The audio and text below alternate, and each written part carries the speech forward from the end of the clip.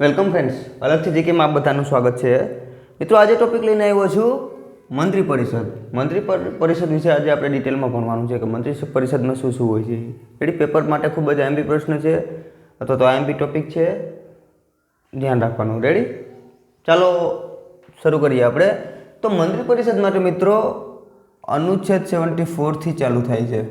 Ready? અનુચ્છેદ 74 શું કહે મિત્રો કે રાષ્ટ્રપતિની સહાય અને સલાહ માટે એક મંત્રી પરિષદ હશે. રેડી? અનુચ્છેદ 74 શું કહે કે ભાઈ રાષ્ટ્રપતિની સહાય કરવા માટે અને રાષ્ટ્રપતિને સલાહ આપવા માટે એક મંત્રી પરિષદ રાખવામાં આવશે. એટલે જો પેપરમાં એવો પ્રશ્ન પૂછવામાં આવે કે મંત્રી પરિષદ કયા અનુચ્છેદમાં કહેવામાં આવેલું છે, મંત્રી પરિષદ વિશેનું કયા આર્ટિકલમાં કહેવામાં આવેલું છે, તો આર્ટિકલ 74. રેડી? હવે જો શું કહે કે રાષ્ટ્રપતિની સહાય માટે રાષ્ટ્રપતિ જેટલા કામ કરશે ને એ મંત્રી પરિષદની સહાયથી કરશે, એમને એમ કરશે નહીં. રેડી? અને બીજું સલાહ, રાષ્ટ્રપતિ જેટલા કામ કરશે એ મંત્રી પરિષદની સલાહથી કરશે, એમને એમ કરશે નહીં. રાષ્ટ્રપતિ માટે સલાહ ફરજિયાત માનવાની છે. મતલબ કે જો મંત્રી પરિષદ રાષ્ટ્રપતિને સલાહ આપે તો રાષ્ટ્રપતિએ એ સલાહ માનવી પડે. પણ જો રાષ્ટ્રપતિ ધારે તો એક વખત એને પુનર્વિચાર માટે મોકલી શકે કે ભાઈ મને આ સલાહ ઠીક લાગતી નથી, એક વખત તમે ફરીથી વિચાર કરી લો. જો પાછું મંત્રી પરિષદ એને ટોપિક એને સલાહ પાછી આપે તો રાષ્ટ્રપતિને માનવી પડે, ફરજિયાત માનવી પડે, એમાં ચાલે નહીં. અને બીજું કે મંત્રી પરિષદે રાષ્ટ્રપતિને શું સલાહ આપી છે એના વિશે તમે કોર્ટમાં જઈ શકો નહીં. સલાહ આપી છે તો મંત્રી પરિષદે રાષ્ટ્રપતિને જે સલાહ આપી, સાચી આપી, ખોટી આપી કે જે પણ હોય એના વિશે તમે કોર્ટમાં જઈ શકશો નહીં. આ પ્રશ્નો પેપરમાં પૂછાય છે એટલે યાદ રાખવાનું છે. બરોબર? એટલે સલાહ, એક તો સલાહ રાષ્ટ્રપતિને માનવી ફરજિયાત છે, એક વખત પુનર્વિચાર માટે મોકલી શકે, પણ જો પાછું સલાહ એને આવે તો રાષ્ટ્રપતિને માનવી પડશે. બીજું કે કોર્ટમાં જઈ શકાશે નહીં. મતલબ કે મંત્રી પરિષદે શું સલાહ આપી છે, સલાહ સાચી આપી છે, સલાહ ખોટી આપી છે રાષ્ટ્રપતિને, એના વિશે તમે કોર્ટમાં જઈ શકશો નહીં, કોઈ પણ કોર્ટમાં જઈ શકશો નહીં. રેડી? એટલું યાદ રાખવાનું. હવે બીજું, મંત્રી પરિષદ એટલે શું? આપણે કીધું કે ભાઈ મંત્રી પરિષદ સલાહ આપશે ને સહાય આપશે, પણ મંત્રી પરિષદ એટલે શું? What is the council of minister? મતલબ મંત્રી પરિષદ એટલે શું? તો મંત્રી પરિષદમાં મેઇનલી 3 આવશે. એક આવશે કેબિનેટ મંત્રી. રેડી? બીજું આવશે રાજ્યમંત્રી અને ત્રીજું આવશે ઉપમંત્રી. રેડી? આ બધા મંત્રીઓ ભેગા થઈ અને એક મંત્રી પરિષદનું નિર્માણ કરે છે. રેડી? ક્યાં? કેબિનેટ મંત્રી, રાજ્યમંત્રી અને ઉપમંત્રી. રાજ્યમંત્રીમાં પાછા 2 ટોપિક આવે છે. એક હોય છે સ્વતંત્ર પ્રભાર અને એક સામાન્ય સિમ્પલ રાજ્યમંત્રી. બરોબર? સ્વતંત્ર પ્રભારનું વેઇટેજ વધુ, પછી સામાન્ય. અને સૌથી આઈએમપી કોણ? કેબિનેટ મંત્રી. બધા નાણામંત્રી છે, ગૃહમંત્રી છે, વિદેશ મંત્રી છે, રક્ષા મંત્રી છે, એ બધા કેમાં આવે? કેબિનેટ મંત્રીમાં. હવે મિત્રો યાદ રાખજો, મંત્રી પરિષદ અને બીજો એક શબ્દ આવે છે મંત્રી મંડળ. આ બંને શબ્દો અલગ શબ્દો છે. રેડી? આપણે બંને મોસ્ટલી એને કન્ફ્યુઝન થઈ અને એક જ ગણીએ, પણ એવું નથી. મંત્રી મંડળ એટલે કેબિનેટ મિનિસ્ટર બધા. રેડી? મંત્રી પરિષદ એટલે આખું. રેડી? અને એમાંથી એક નાનકડો એવો ડિપાર્ટમેન્ટ મંત્રી મંડળ. રેડી? આ એટલું યાદ રાખવાનું એટલે ખબર પડે કે મંત્રી પરિષદ શું છે. અને મંત્રી પરિષદ એક મોટી કહે, મંત્રી મંડળ એમાં નાની એક બોડી છે. બરોબર? બધા જે કેબિનેટ મિનિસ્ટર છે એ બધાને મંત્રી મંડળ કહેવામાં આવે, એનું મંત્રી મંડળ હોય. રેડી? તો આને મંત્રી પરિષદ કહેવામાં આવે. હવે મંત્રી પરિષદ કોને જવાબદાર હોય? પેપરમાં વારંવાર પૂછાતો પ્રશ્ન. મંત્રી પરિષદ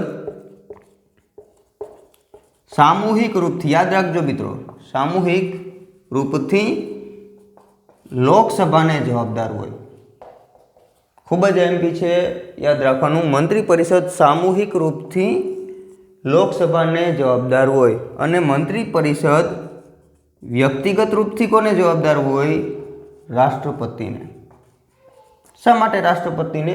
વ્યક્તિગત રૂપથી. વ્યક્તિગત એટલે કે મંત્રીઓની નિમણૂક રાષ્ટ્રપતિ કરે, એટલે જવાબદાર પણ કોને હોય? રાષ્ટ્રપતિને. પણ આખી મંત્રી પરિષદ, રેડી, આખી મંત્રી પરિષદ સામૂહિક એટલે સમૂહ, આખો મંત્રી પરિષદનો સમૂહ છે, આખો સમૂહ કોને જવાબદાર હોય? તો કે લોકસભાને. ખાસ યાદ રાખવાનું, રાજ્યસભા આવશે નહીં, બરોબર. એના પછી એક કે ભાઈ મંત્રી પરિષદ, મેક્સિમમ મંત્રી પરિષદમાં કેટલા સદસ્યો હોય? મેક્સિમમ સદસ્યો અથવા તો વધુમાં વધુ કેટલા સદસ્યો મંત્રી પરિષદમાં હોય? તો કે લોકસભાના સદસ્યોના 15%. આ ખાસ યાદ રાખવાનું. મતલબ કે લોકસભામાં અત્યારે 545 સદસ્યો છે, રેડી. તો 545 સદસ્યોના 15% લેખે જેટલા થતા હોય, 70-80 જેવા થતા હોય છે, બરોબર. એટલા સદસ્યો, એથી વધુ હોઈ શકે નહીં. અને એમાં પ્રધાનમંત્રી પણ આવી જાય, રેડી. મંત્રી પરિષદના નેતા પ્રધાનમંત્રી હોય, રેડી. એટલે પ્રધાનમંત્રી એ પણ એક મંત્રી જ છે. તો પ્રધાનમંત્રી પ્લસ બધે મંત્રીઓ થઈ અને 15%થી સંખ્યા વધુ થવી જોઈએ નહીં. કોના 15%? લોકસભાના સદસ્યોના 15%, રેડી. એનાથી વધુ થવી જોઈએ. એટલા માટે મિત્રો કે પહેલાં એવું હતું કે જ્યારે 90s ના દશકમાં કોઈ પણ સરકારને બહુમત ના મળતી એટલે ગઠબંધન થતા એટલે કોઈ પણ પાર્ટી બીજી પાર્ટીને કહે કે ભાઈ અમને સમર્થન આપો અને અમારી સરકાર બનાવીએ, તમારા એટલા લોકોને મંત્રી બનાવવામાં આવશે. એના લીધે મંત્રીઓની સંખ્યા 150-200 જેવી થઈ જતી એમ. અને દરેક ડિપાર્ટમેન્ટના અલગ અલગ મંત્રી. તો એક ખૂબ જ પેલું ભ્રષ્ટાચાર ટાઈપ થઈ ગયું હતું એમ કે ભાઈ તમે અમને સપોર્ટ આપો, એક લાંચ આપવામાં આવે કે અમે તમને મંત્રી બનાવશું. એ બધું રોકવા માટે થઈ અને 91મો બંધારણીય સુધારો લેવામાં આવ્યો. 91મો સંવિધાન સંશોધન. આ યાદ રાખજો, પેપરમાં પૂછાય છે. 91મું સંવિધાન સંશોધન 2003માં લઈ આવવામાં આવ્યું. અને એમાં કહેવામાં આવ્યું કે 15%થી વધુ સદસ્યો રહેશે, એની મેક્સિમમ 15% રહેશે. એમાં પ્રધાનમંત્રી પ્લસ મંત્રીઓ થઈ અને 15% રહેશે, રેડી. આ યાદ રાખવાનું છે.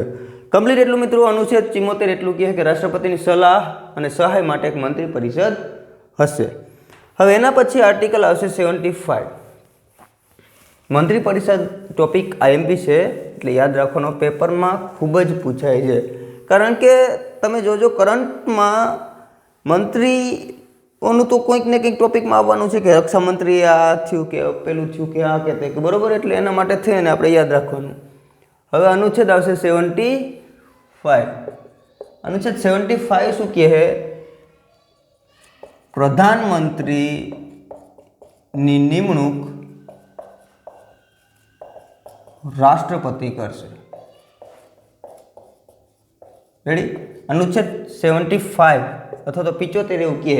મતલબ ડાયરેક્ટલી એવું કહેવા માગે છે કે પ્રધાનમંત્રીને લગતો આર્ટિકલ કયો છે? આર્ટિકલ 75.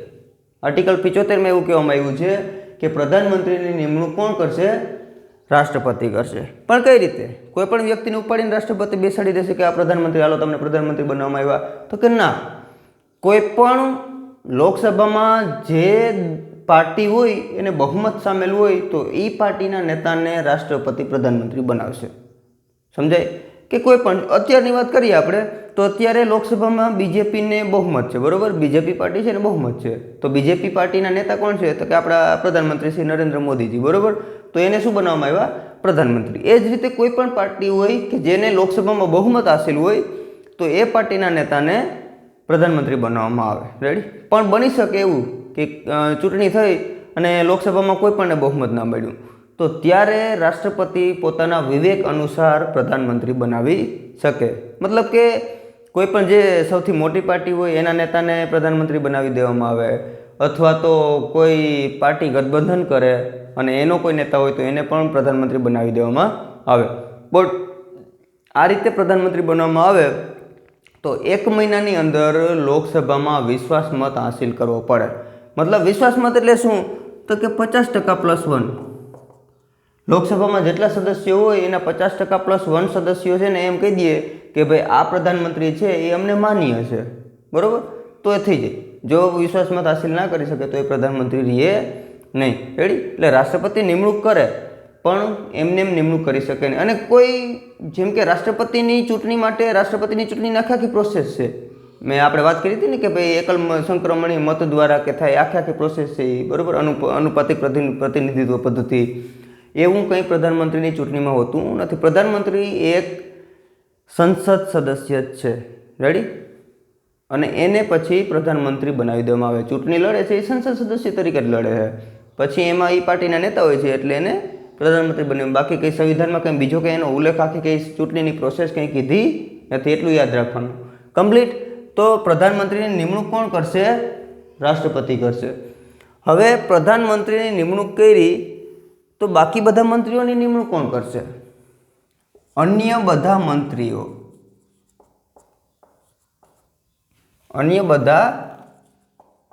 મંત્રીઓની નિમણૂક કોણ કરશે? એ પણ રાષ્ટ્રપતિ જ કરશે. રેડી? પણ પીએમની સલાહ દ્વારા, એમને એમ નહીં. પહેલાં પીએમ પ્રધાનમંત્રી પ્રાઇમ મિનિસ્ટર બનાવવામાં આવશે. પ્રાઇમ મિનિસ્ટર રાષ્ટ્રપતિને કહેશે કે ભાઈ મારે રક્ષા મંત્રી તરીકે આ વ્યક્તિ જોઈએ, મારે નાણામંત્રી તરીકે મારે આ વ્યક્તિ જોઈએ, વિદેશ મંત્રી તરીકે મારે આ વ્યક્તિ જોઈએ. તો એ રાષ્ટ્રપતિ એ વ્યક્તિની નિમણૂક કરી દેશે. કંઈ પણ રાષ્ટ્રપતિ એમાં કરશે નહીં. સલાહ પીએમની આઈએમપી છે એના વગર થશે નહીં. પણ કોણ કરશે નિમણૂક? કોણ કરશે? રાષ્ટ્રપતિ. એ ખાસ યાદ રાખવાનું. રેડી? બધા મંત્રીઓની નિમણૂક કોણ કરશે? રાષ્ટ્રપતિ. એટલે જ કીધું છે ને આપણે કે મંત્રી પરિષદ વ્યક્તિગત રૂપથી રાષ્ટ્રપતિને જવાબદાર હોય. સામૂહિક રૂપથી નો ડાઉટ લોકસભાને, પણ વ્યક્તિગત રૂપથી રાષ્ટ્રપતિને. શા માટે? કારણ કે એની નિમણૂક કોણ કરે છે? રાષ્ટ્રપતિ. હટાવશે પણ કોણ? રાષ્ટ્રપતિ. કોના દ્વારા? તો કે પીએમ કહેશે કે ભાઈ મારે હવે રક્ષા મંત્રી તરીકે આ વ્યક્તિ નથી જોતા, મારે બીજા વ્યક્તિ જોતા, નો ડાઉટ હટાવી લાગશે. બરાબર? એ જ રીતે પીએમનો કાર્યકાળ કેટલો હોય? કેટલા વર્ષ સુધી એ પીએમ રહી શકે? પીએમ એટલે પ્રધાનમંત્રી. બરાબર? કેટલા આવશે? 5 વર્ષ. 5 વર્ષ સુધી એ પ્રધાનમંત્રી તરીકે રહી શકે. 5 વર્ષ પછી નવી લોકસભા થાય, નવી લોકસભાની ચૂંટણી થાય, એમાં વળી પાછો ફેરફાર થઈ શકે, અથવા તો એને એ પણ રહી શકે. પણ 5 વર્ષ સુધીનો કાર્યકાળ હોય. રેડી? હવે 5 વર્ષ પહેલાં એ રાજીનામું પણ આપી શકે. જો પ્રધાનમંત્રી એવું લાગ્યું કે ભાઈ મારે રાજીનામું આપવું છે તો એ રાજીનામું પણ આપી શકે. કોને? રાષ્ટ્રપતિને. રાષ્ટ્રપતિને અનુલક્ષીને પ્રધાનમંત્રી રાજીનામું પણ આપી શકે, અથવા તો એના ઉપર અવિશ્વાસ પ્રસ્તાવ પણ લઈ આવવામાં આવે. યાદ રાખજો, અવિશ્વાસ પ્રસ્તાવ હંમેશા લોકસભામાં જ લઈ આવવામાં આવે, રાજ્યસભામાં લઈ આવવામાં આવે નહીં. અવિશ્વાસ પ્રસ્તાવ એટલે કે લોકસભાને આ પ્રધાનમંત્રી અને મંત્રી પરિષદ ઉપર વિશ્વાસ છે નહીં. એના ઉપર વોટિંગ કરવામાં આવે, આખી ચર્ચા કરવામાં આવે, અને પછી છેલ્લે વોટિંગ કરવામાં આવે. અને જો એમાં 50%+1 મત કોઈ પ્રધાનમંત્રીને ના મળે, મતલબ કે એ વિશ્વાસ ખોઈ બેઠા છે, લોકસભાનો વિશ્વાસ ખોઈ બેઠા છે. એટલે શું? એને ઓટોમેટિકલી રાજીનામું આપવું પડશે. એ રીતે પણ પ્રધાનમંત્રી રાજીનામું આપી શકે. રેડી? પણ એક યાદ રાખવાનું, અવિશ્વાસ પ્રસ્તાવ હંમેશા લોકસભામાં જ લેવામાં આવે, રાજ્યસભામાં નહીં. અને જેવું પ્રધાનમંત્રીએ રાજીનામું આપ્યું એવું મંત્રી પરિષદ આખી વિઘટિત થઈ જશે. રેડી? ઓટોમેટિકલી વિઘટિત થઈ જશે. યાદ રાખવાનું, હંમેશા જ્યારે પણ પ્રધાનમંત્રી આખી મંત્રી પરિષદ બનાવે છે, તો જો પ્રધાનમંત્રી નથી તો ઓટોમેટિકલી મંત્રી પરિષદનું પણ વિઘટન થઈ જશે. રેડી? મંત્રી પરિષદ પણ રહેશે નહીં. એટલું યાદ રાખવાનું. બીજું કે પ્રધાનમંત્રી મિત્રો કોઈ પણ સદનના સદસ્ય હોવા જરૂરી છે. એ પછી લોકસભાના પણ હોય કે રાજ્યસભાના હોય, પણ એ સદસ્ય હોવા જરૂરી છે. સદસ્ય હશે પછી પ્રધાનમંત્રી બને. રેડી? જેમ કે લોકસભામાંથી તો મોસ્ટલી હોય છે, રાજ્યસભામાંથી પણ ઘણા એવા છે. ઇન્દિરા ગાંધી, પછી એચડી દેવગૌડા, ડૉક્ટર મનમોહનસિંહજી, એ જ્યારે પ્રધાનમંત્રી બન્યા ત્યારે રાજ્યસભાના સદસ્ય હતા, લોકસભાના હતા નહીં. રેડી? પણ જો એવું હોય કે બંનેમાંથી એકેય સદનના સદસ્ય નથી તો પણ પ્રધાનમંત્રી અથવા તો મંત્રી પણ બની શકે 6 મહિના સુધી. 6 મહિનામાં એને કોઈ પણ સદન, લોકસભા કે રાજ્યસભાની સદસ્યતા મેળવવી પડે, પછી જ રહી શકશે, બાકી રહી શકશે નહીં. પ્રધાનમંત્રી અથવા તો કોઈ પણ મંત્રી, બધાને આ જ લાગુ પડે. રેડી? જેમ કે આપણે મેં એની પહેલાં પણ વાત કરેલી છે, આપણા વિદેશ મંત્રી એસ જયશંકર સાહેબ છે. બરાબર?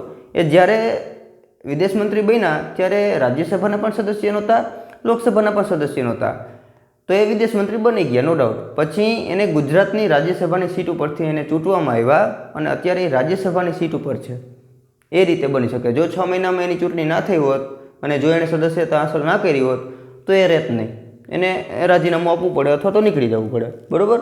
એટલે આ યાદ રાખવાનું, 6 મહિના સુધી કોઈ પણ સદનમાં કંઈ પણ સદસ્યતા વગર પણ રહી શકે. કોઈ પણ મંત્રી લઈ લ્યો, પ્રધાનમંત્રી લઈ લ્યો, મુખ્યમંત્રી પણ લઈ લ્યો. રેડી? ઉદ્ધવ ઠાકરે જે મહારાષ્ટ્રના સીએમ છે એ પણ એવું જ હતું ને કે જ્યારે એ મુખ્યમંત્રી બન્યા ત્યારે ત્યાંની વિધાન પરિષદ કે વિધાનસભા એ કેના સદસ્ય નહોતા, પાછળથી એણે વિધાન પરિષદમાં સદસ્યતા મેળવી, પણ 6 મહિનામાં મેળવવી જરૂરી છે, નહીંતર ચાલે નહીં. બરાબર? એટલું કમ્પ્લીટ મિત્રો, યાદ રાખવાનું છે. અને બીજું કે પ્રધાનમંત્રી શપથ લે, પ્રધાનમંત્રીને અથવા તો બધા મંત્રીઓને શપથ લેવા પડે. કોને સામે? રાષ્ટ્રપતિને અનુલક્ષીને અથવા તો રાષ્ટ્રપતિની સામે. રાષ્ટ્રપતિ શપથ લેવડાવશે, બધા મંત્રીઓને પણ રાષ્ટ્રપતિ શપથ લેવડાવશે અને પ્રધાનમંત્રીને પણ શપથ કોણ લેવડાવશે? રાષ્ટ્રપતિ. રેડી? આખી એની સેરેમની હોય છે. જ્યારે પણ પ્રધાનમંત્રીની નિમણૂક થાય, નવી ચૂંટણી થાય, એમાં નિમણૂક થાય, પછી એને રાષ્ટ્રપતિ પ્રધાનમંત્રીને શપથ લેવડાવે અને પછી પ્રધાનમંત્રીએ જે સલાહ આપી હોય એ પ્રમાણે જે મંત્રી બન્યા હોય એને આખું પોર્ટફોલિયો કહેવાય મિત્રો. આ યાદ રાખજો. રેડી? જે પ્રધાનમંત્રી અને અલગ અલગ ડિપાર્ટમેન્ટના જેટલા બધા મંત્રીઓ છે એને પોર્ટફોલિયો કહેવાય. પોર્ટફોલિયોની શરૂઆત આપણે એની પહેલાં પણ જોઈ, 1861માં થઈ હતી. 1861નો જે અધિનિયમ આવ્યો હતો લોર્ડ કેનિંગ વખતે કદાચ, ત્યારે પોર્ટફોલિયોની શરૂઆત થઈ હતી. કમ્પ્લીટ? એટલું યાદ રાખવાનું છે. અનુચ્છેદ 75. એના પછી મિત્રો અનુચ્છેદ 76 કે જે મંત્રી પરિષદમાં આવતો નથી. રેડી? અનુચ્છેદ 76, આર્ટિકલ 76 મંત્રી પરિષદમાં આવતા નથી, કારણ કે અનુચ્છેદ આર્ટિકલ 76 એવું કહે કે એટર્ની જનરલ ઓફ ઇન્ડિયા, ભારતના મહાન્યાયવાદી. રેડી? એના વિશે આપણે થોડુંક ડિટેલમાં જોવાનું છે, એટલે એ આર્ટિકલ અત્યારે આપણે આના પછીના ટોપિકમાં આપણે એટર્ની જનરલ ઓફ ઇન્ડિયા વિશે જોશું, એટલે એને અત્યારે આપણે લેશું નહીં. એટલે આર્ટિકલ 75 પછી 76 આપણે કાઢી નાખીએ અને આવશે 77. રેડી? કેન્દ્ર સરકારના કાર્યોનું સંચાલન. આર્ટિકલ 77 એવું કહે કે કેન્દ્ર સરકારના કાર્યોનું સંચાલન કોના નામ ઉપર થશે? રાષ્ટ્રપતિના નામ ઉપર થશે. મતલબ કે કેન્દ્ર સરકારના જેટલા નામ થશે, જેટલા કાર્યો થશે, જેટલા કાયદા બનશે, કે જેટલી પ્રોસેસ થશે, એમાં નીચે સહી કોની આવશે? રાષ્ટ્રપતિની સહી આવશે. રેડી? જેમ કે આપણા પ્રધાનમંત્રી વિદેશમાં જાય અને કોઈ પણ વિદેશની સરકાર કોઈ MOU સાઇન કરે કે અન્ય કોઈ પણ સાઇન કરે, બરાબર, તો એમાં નીચે સહી કોની આવશે? રાષ્ટ્રપતિની. રેડી? ભારત સરકારના જેટલા કાર્યો છે એ બધામાં નીચે સાઇન કોની આવશે? રાષ્ટ્રપતિ શ્રીની જ સાઇન આવશે. રાષ્ટ્રપતિના નામ ઉપર જ આખા કાર્યો થશે. ખાસ યાદ રાખવાનું. કમ્પ્લીટ? 77 એટલું કહે છે. એના પછી છે આર્ટિકલ 78. આર્ટિકલ 78 શું કહે છે? તો કે પ્રધાનમંત્રી મંત્રી પરિષદની સૂચના, સલાહ બધું કોને આપશે? રાષ્ટ્રપતિને આપશે. મતલબ મંત્રી પરિષદે કોઈ પણ નિર્ણય લીધો તો એની જાણ રાષ્ટ્રપતિશ્રીને કોણ કરશે? પ્રધાનમંત્રી. રેડી? એક વચ્ચેનું કામ કરશે કે ભાઈ રાષ્ટ્રપતિ કોઈ પણ એવું કહે કે ભાઈ મંત્રી પરિષદને આ કામ કરવાનું છે. રેડી? એવું રાષ્ટ્રપતિ કહે તો એ કોને કહેશે? પ્રધાનમંત્રીને. પ્રધાનમંત્રી કોને કરશે? મંત્રી પરિષદને. એ જ રીતે મંત્રી પરિષદ કોઈ નિર્ણય કરે કે આપણે એક આવો નિર્ણય કરવો છે, બરાબર, કે ભાઈ આપણે કોઈ એક રાજ્યમાં રાષ્ટ્રપતિ શાસન લગાડવું છે, એમાં એના ગવર્નર સલાહ આપે અને એવું કહે કે આપણે રાષ્ટ્રપતિ શાસન લગાડવું, તો એ કોણ કહેશે? મંત્રી પરિષદ નક્કી કરશે, આખું કેબિનેટ નક્કી કરશે, પણ એ કહેશે કોણ? પ્રધાનમંત્રી. કોને? રાષ્ટ્રપતિને. એટલે વચ્ચેનું કામ કરશે પ્રધાનમંત્રી, એમ કે મંત્રી પરિષદને જેટલા ટોપિક છે, જેટલા કાર્યો છે એ રાષ્ટ્રપતિને કહેશે. જો રાષ્ટ્રપતિ કંઈ બાબત કહે તો એ મંત્રી પરિષદને કહેશે, બરાબર. વચ્ચેનું કામ કોણ કરશે? પ્રધાનમંત્રી. આ આર્ટિકલ 78માં કહેવામાં આવેલું છે. રેડી? મંત્રી પરિષદને લગતા મોસ્ટલી 4 અનુચ્છેદ છે. આર્ટિકલ 74, 75, 77 અને 78. રેડી? એમાં મંત્રી પરિષદ વિશે ડિટેલમાં કીધેલું છે. હવે 79થી આખી સંસદ ચાલુ થઈ જશે, આખો ટોપિક ચેન્જ થઈ જશે, એટલે એટલું યાદ રાખવાનું છે. આર્ટિકલ 74 શું કહે મિત્રો? તો કે રાષ્ટ્રપતિની સલાહ અને સહાયતા માટે કોણ હશે? એક મંત્રી પરિષદ હશે. હવે સલાહ આવી તો સલાહમાં એક યાદ રાખવાનું કે મંત્રી પરિષદ જે સલાહ આપશે એ એક વખત રાષ્ટ્રપતિ પુનર્વિચાર માટે મોકલી શકે, પણ જો પાછી એ જ સલાહ આપી તો રાષ્ટ્રપતિ માનવા માટે બંધાયેલા છે, એ કંઈ ઇનકાર કરી શકશે નહીં. રેડી. બીજું કે મંત્રી પરિષદે કઈ સલાહ આપી, સલાહ સાચી આપી ખોટી આપી, એના વિશે કોર્ટમાં ક્યારે પણ જઈ શકવામાં આવશે નહીં. મંત્રી પરિષદમાં હોય કોણ કોણ, તો કે કેબિનેટ મિનિસ્ટર બધા હોય, રાજ્યમંત્રી બધા હોય, ઉપમંત્રી બધા હોય, અને એમાં જે કેબિનેટ મિનિસ્ટર છે એ બધાને શું કહેવામાં આવે, મંત્રીમંડળ કહેવામાં આવે. બીજું, મંત્રી પરિષદ સામૂહિક રૂપથી કોને જવાબદાર છે, લોકસભાને. વ્યક્તિગત રૂપથી કોને, તો કે રાષ્ટ્રપતિને. રેડી. અને મંત્રી પરિષદની મેક્સિમમ સંખ્યા પ્રધાનમંત્રી સહિત કેટલી છે, 15%થી વધુ નહીં. પણ કોના 15%? લોકસભાના સદસ્યોની સંખ્યા છે એના 15%થી વધુ રહેશે નહીં. 91મો બંધારણીય સુધારો 2003માં લઈ આવવામાં આવ્યો. રેડી. આ એટલું મંત્રી પરિષદ વિશે છે. હવે એના પછી આર્ટિકલ 75 એવું કહે કે ભાઈ પ્રધાનમંત્રીની નિમણૂક કોણ કરશે, રાષ્ટ્રપતિ કરશે. કઈ રીતે કરશે, તો કે જે પાર્ટીને બહુમત આપવામાં આવેલું હોય છે એ પાર્ટીના નેતાને પ્રધાનમંત્રી બનાવવામાં આવશે. પણ જો કોઈ પાર્ટીને બહુમત ના હોય તો રાષ્ટ્રપતિ એના વિવેક અનુસાર પણ પ્રધાનમંત્રી બનાવી શકે. રેડી. અને અન્ય મંત્રીઓની નિમણૂક પણ કોણ કરશે, રાષ્ટ્રપતિ કરશે, પણ એમાં પ્રધાનમંત્રીની સલાહ ફરજિયાત હશે, એના વગર થઈ શકશે નહીં. પ્રધાનમંત્રીનો કાર્યકાળ કેટલો હોય, 5 વર્ષ, પણ એ રાજીનામું પણ આપી શકે. રાજીનામું આપે તો કોને આપે, રાષ્ટ્રપતિને. અથવા તો એના ઉપર અવિશ્વાસ પ્રસ્તાવ લાગુ કરવામાં આવે, અને જો એ અવિશ્વાસ પ્રસ્તાવ લોકસભામાં જ પસાર કરવામાં આવે પહેલાં તો, અને જો એ પાસ થઈ જાય તો પણ પ્રધાનમંત્રીને રાજીનામું આપવું પડે. અને પ્રધાનમંત્રી જેવા રાજીનામું આપશે એવી જ આખી મંત્રી પરિષદ ઓટોમેટિકલી વિઘટિત થઈ જશે, એ રહેશે નહીં. અથવા તો અચાનક પ્રધાનમંત્રીનું મૃત્યુ થઈ ગયું તો પણ એ મંત્રી પરિષદ રહેશે નહીં. રેડી. બીજું, પ્રધાનમંત્રી અને અન્ય મંત્રીઓ શપથ કોના સામે લેશે, અથવા તો કોણ લેવડાવશે એને શપથ, રાષ્ટ્રપતિ. બરાબર. પ્રધાનમંત્રીને પણ અને મંત્રીઓને પણ શપથ કોણ લેવડાવશે, રાષ્ટ્રપતિ. હવે એના પછી આર્ટિકલ 77 કે ભારત સરકારના બધા કાર્યોનું સંચાલન કોના નામ ઉપર થશે, રાષ્ટ્રપતિશ્રીના નામ ઉપર થશે. અને આર્ટિકલ 78 એવું કહે કે ભાઈ પ્રધાનમંત્રી છે મંત્રી પરિષદનું કોઈ પણ કામ કે નિર્ણય કે સલાહ હશે એની જાણ કોને કરશે, રાષ્ટ્રપતિને. અને રાષ્ટ્રપતિશ્રી દ્વારા કોઈ પણ જાણ કરવાની મંત્રી પરિષદને આવશે તો એ પણ કોના દ્વારા થશે, પ્રધાનમંત્રી એક વચ્ચેનું કામ કરશે. કમ્પ્લીટ.